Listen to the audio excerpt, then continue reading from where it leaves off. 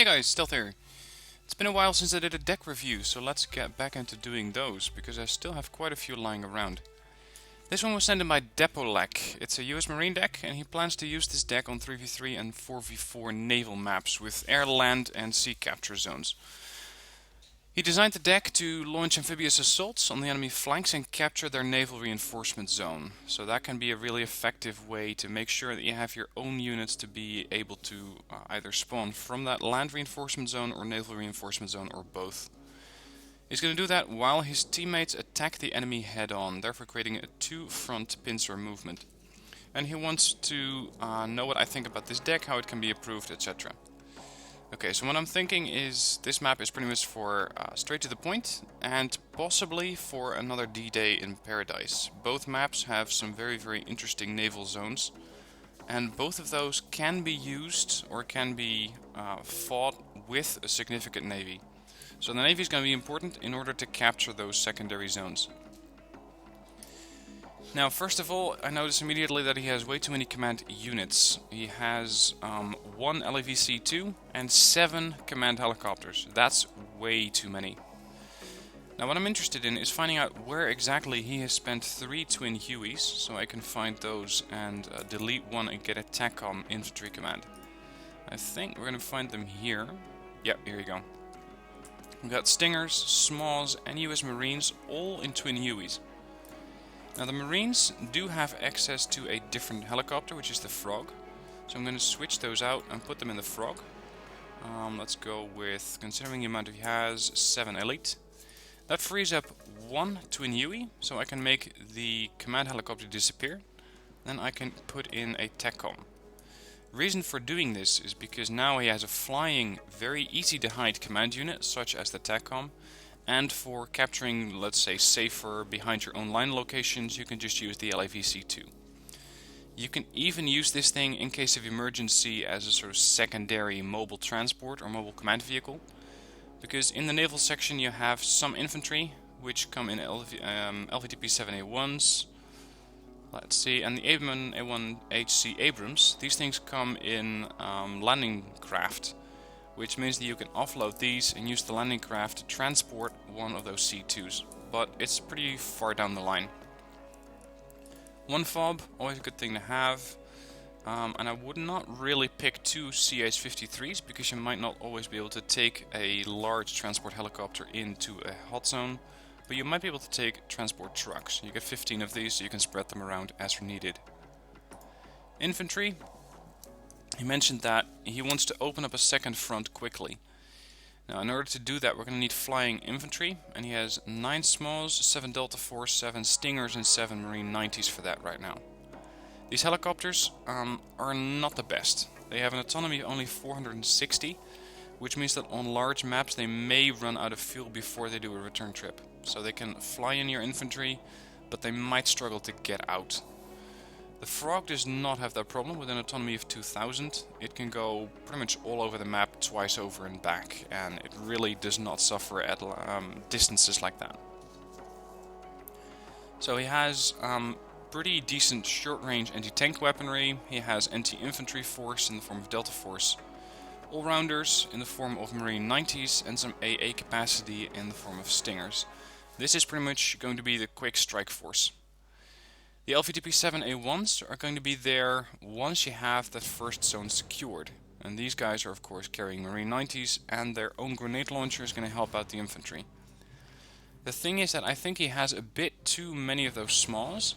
I would personally want to take one card of Light Rifleman 90, because then you have at least a bit of standoff capability with some anti-tank range, which can be very useful for ambushing at medium range instead of short range, such as the Smalls. So I would want to take either one card less of Marine 90s or Smalls. Considering that the maps he's going to be operating on are pretty heavily forested, the Smalls can do really well there. And we have plenty Marines as is. Of course we also have the Delta Force, so let's go with 9 Light Riflemen and Humvees. And I'm going to switch these back to Veteran, and this should be more than enough infantry. Next up, support. You want to be able to support these guys with quite a few AA units, because if you have a fresh landing zone, the first thing that you're going to expect as a return force is quite possibly a helicopter strike group. So, in order to make sure that doesn't happen, he has 8 chaparrals in here. I think that might be a bit much, considering they're also quite pricey. What I would do is delete 1 chaparral and bring 1 card of 7 hardened Avengers. Yes, these things have less range, but they're easier to hide. They're faster off-road at 90 kph versus 60. These things can also be used as a sort of combination force with the light riflemen that I just put in the Humvees. So you have your light riflemen that you want to get to a destination quickly, escort them with a group of Avengers, and you have your AA coverage complete. 1 card of long-range artillery. It's nice to have these, but it's going to be a bit of a trade-off, because what he doesn't have right now is long-range anti-air, such as the M727. It's something that I do feel that he really needs to have. The thing is that he has a whole lot of helicopters. Yeah, this is way too many helicopters. We can delete 1 there. And that means that now we can bring some longer range anti-air. You can go for either the iHawk or the PIP-3. The PIP-3 of course has a bit more range, but quite a lot less availability. And you're going to be noticing that quite a lot. Because this means you can deploy 3 at hardened or 4 at trained, or 7 at trained and 4 at hardened.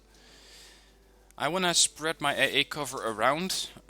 These things have a pretty decent base accuracy, so I'm going to go with 7 of these. Next up, tank warfare. He has 3 M101 HCs, very good tanks at trained, and 15 M60 A1 ERAs.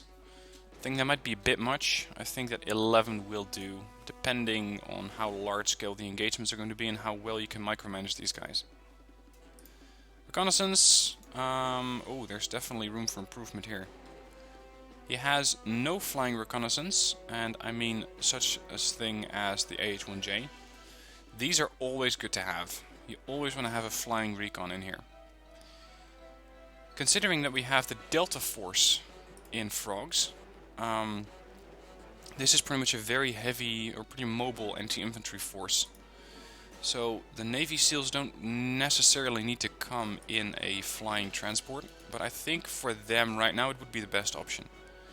But we don't really need 3. 4 is going to be plenty.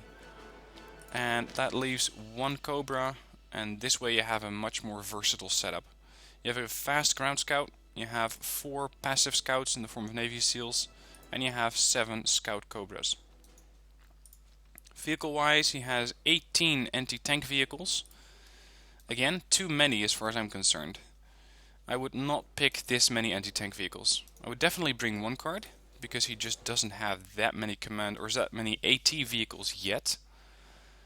But 18 is a bit much. Also, their accuracy at 60% is pretty good. You can put them at hardened if you want to get a bit more accuracy, but I think that 60% and spreading them out more is more useful. That leaves you with another position that you can fill here. It depends a bit on whether you want to go quick or heavy.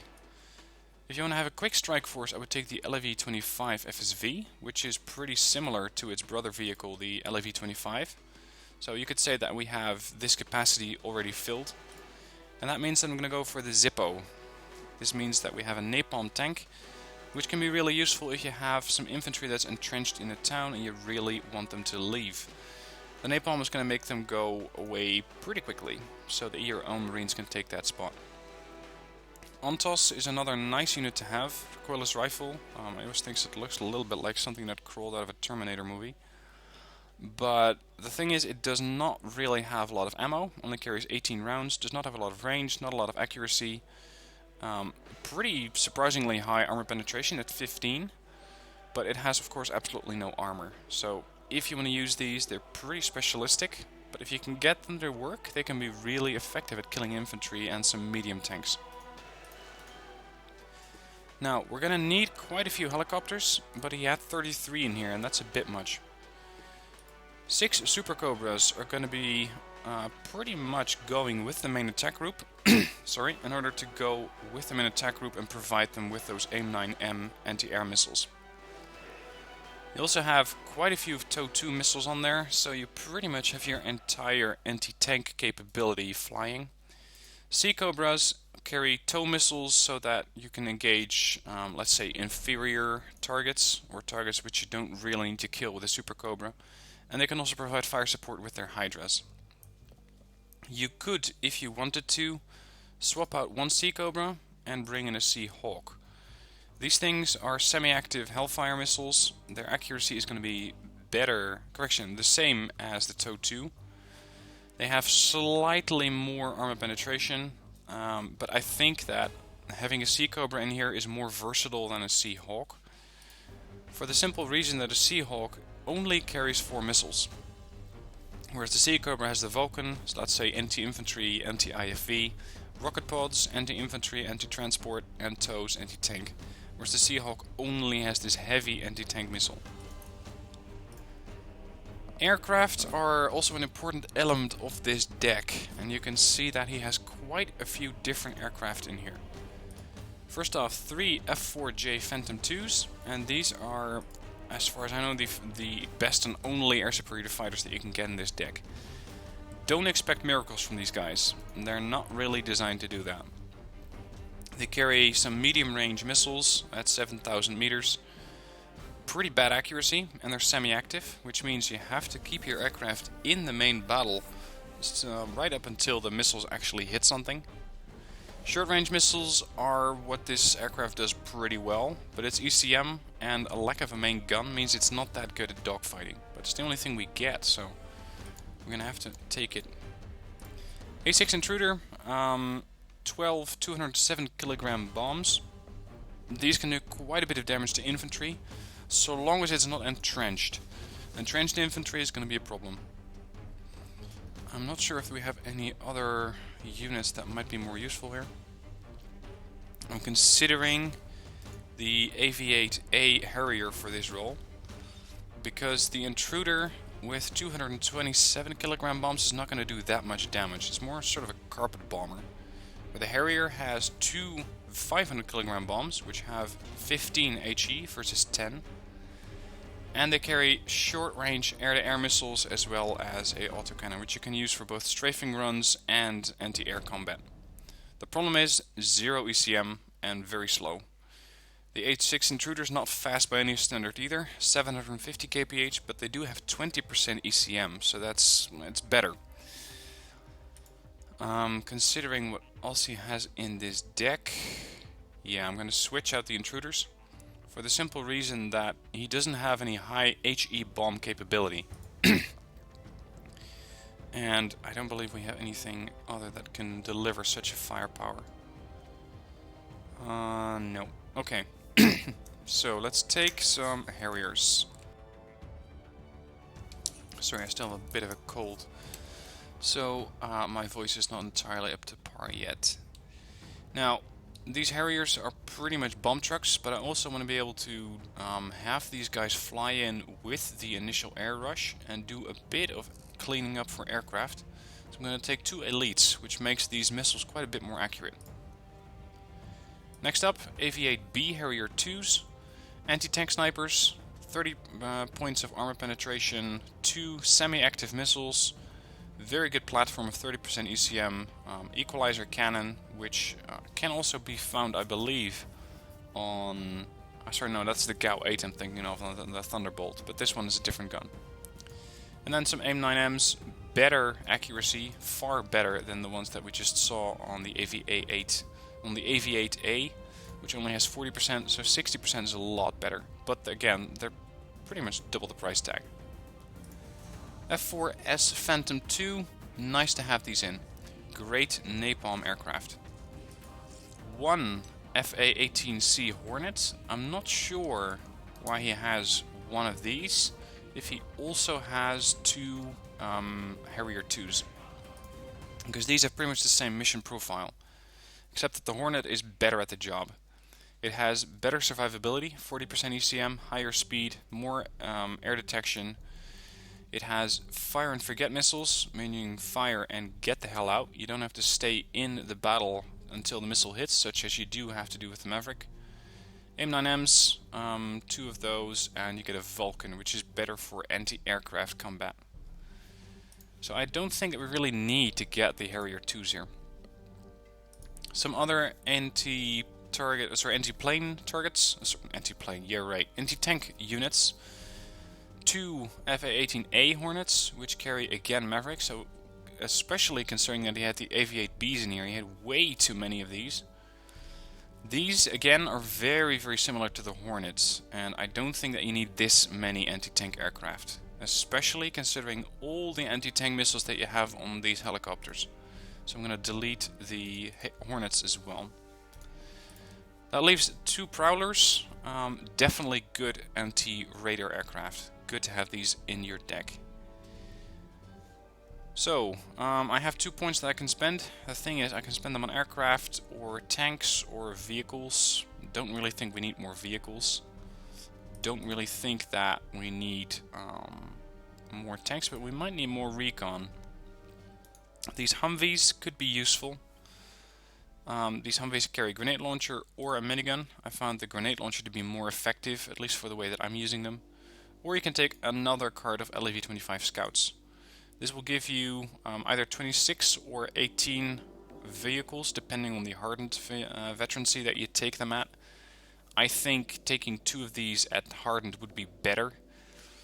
But if you prefer your aircraft, consider taking, let's say, an AV-8C, which has a pretty average spec. It has 20% ECM, Hydra rocket pods, and these can be very interesting if you want to stun a vehicle or infantry. AIM-9Ls for anti-helicopter operations. Or you can take the Skyhawk, which carries significantly larger rocket pods. Let's compare these quickly. These are 70mm rocket pods, HE damage of 3. These have an HE damage of 4, and they fire 127mm rockets, so they're a lot bigger. The thing is, they are not particularly survivable, and this means that with their slow speed and their pretty bad ECM, they are pretty easy to shoot down. So only use these when you're pretty sure that you can operate these safely. Other aircraft, I don't really think you need any. Personally, I use a lot of aircraft, so let's take, let's see, 2 veteran Skyhawks, and yeah, what's the other one going to be? Oh, I might as well throw the A6 Intruder back in case we have... No, actually not this one, because the rockets and the Snake Eyes do pretty much the same thing. So in that case I'm going to go for another Elite Hornet to make sure that I have another tank sniper. Naval section is going to be important in this deck. I already briefly glanced over it. He has 8 Marines. I would take 12. For the simple reason that sometimes these guys don't make it ashore. And if you only have 8, losing one of them is going to be pretty harsh. He has an LCU to resupply the Congo and the Oliver Hazard Perry, as well as the STRBs. He has 1 Super Hornet, 2 Tomcats. I'm going to scratch the Tomcats because we don't really need those. I know they're long-range interceptors, they're nice to haves, but I've seen these things miss more often than they hit. I'm going to delete the Super Hornet, and the Abrams can stay, but I'm going to delete the Congo. The reason for deleting the Congo is that it is just 1 unit for 1 card, and I want to have more ships. Because if you are doing a map like Straight to the Point, you may not find yourself with enough ships if you only have 1 Congo and 2 Perrys. What I do want to have in here is the Baeknu. And the Baeknu is a very, very nice anti-airplane ship. The beauty of this thing is that it's a coaster, so you can park this thing pretty much right off the beach and have it provide very long-range anti-helicopter and anti-airplane warfare for only 75 points. They have a 50% accuracy, so I think 8 at hardened would be enough. That leaves 2 more points. Let's go with some ships. I'm considering actually the Fayettes. 2 or 3 Fayettes depending on your own preference. I usually just take 3 because they fire this gun pretty damn fast. If they fire this gun non-stop, and sometimes they just have that capacity, you're gonna run out in 6 minutes. So with 3 of these you have at least a bit more firepower available, and you also get 24 exocets in total between these 3 ships. The thing is that they don't have a Sea-Whiz weapon, such as you can see on the rear of the Oliver's Perry. The Perry has these short-in goalkeeper cannons. Or sorry, they're not goalkeepers for the US Navy. I believe they just use phalanx Sea-Whiz. So one there, and I believe they have... No, they don't have one on the bow on the ship. But these are very good at shooting down missiles at short range. Fayette doesn't have that. That's something that you need to keep in mind, because it means that once this thing fires all its Cortals, you're gonna be facing a ship that has not really any good anti-missile defense. The main gun can be used as anti-missile defense, but it's not that great at it, because it doesn't have the rate of fire that a Sea-Whiz has. Now that leaves me with one more point that I can spend here. I don't really think I need another Oliver's Perry here. You can go with the Bake New, but we already have that. Chamseries, don't really need those. Don't go with an aircraft if you have ships. Either go all aircraft or all ships, because especially in larger battles where you have those big naval blobs moving around, they have a lot of overlapping anti-missile defense. In that case you want to have either a ship slugfest or a large aircraft force that you can use to fire off a lot of anti-ship missiles. So make sure you have as many anti-ship missiles as possible, or as many ships as possible, but not a combination of both. It just doesn't work. You already have an LCU. I don't think I'm going to go for another ground unit, because I definitely need ships in this situation. Pohangs, not really this useful. They only carry 2 missiles. They have a decent anti-missile defense, which can also be pretty useful against helicopters, not so much against airplanes. Let's see. Maybe a Hatsuyuki. Let's see, the Bake New and a Hatsuyuki share pretty much the same range on their missile. Let's see, these have a strength of 200. Fayettes have a strength of 150. Perrys have a strength of 175. Yeah, I'm gonna go with 2 Hatsuyukis. Reason for the Hatsuyuki is that it is a nice platform, and I believe it can fire off its missiles forward. I believe this missile battery you see vertical here is the launcher for the harpoons, which pretty much means that it can go... Sorry, no, the harpoons are on the sides of the ship here. There's one launcher, and there's the other battery. So these fire forward. Keep that in mind, because the Lafayettes don't fire forward, they fire sideways. You have to be side-on with this ship in order to fire its exocets. But the Hatsuyuki adds in quite a bit of strength, while not providing that much of a super high-value target like the Congo. Of course, the Congo is a great ship. It's nice to have. It carries a lot of missile defense, but it's very expensive, which means it's going to be a bullet magnet, or a missile magnet in the case of this ship. And I find that usually they just don't make that 420 point price tag back, whereas the Hatsuyuki can do that by shooting down a couple of aircraft, doing some damage to ships, stuff like that. I think that with this deck you have a pretty good versatile Marines deck that I would feel comfortable taking into one of those 4v4s on either another D-Day in Paradise or straight to the point. But of course, your mileage may vary. You may think that this thing is terrible, and in that case, just make sure you adjust it to your own liking. The deck code is in the description for you guys to use, so just use that to import the deck, adjust it, and feel free to adjust it as you see fit. It's your gameplay, you should be having fun with it, and this is the way that I would be having fun with it. So, Dapolek, I hope that this was useful to you. I hope that you have a better idea of how I consider this deck, why I picked the units that I did. And I hope that you can use this deck to get some great gameplay done. If you have some great gameplay with this deck, please send it in through the link in the description. And if you want me to look at your deck, you can also send that in through the link in the description down below. Just make sure you provide a good description. A deck that just says, I want to know how you would improve it, is just going to go straight to the trash because I don't have enough to go on.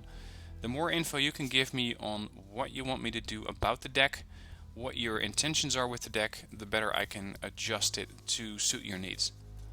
So with that, it's the end of the deck review. Hope you enjoyed. If you did, please hit like, and I'll be seeing you in the next video.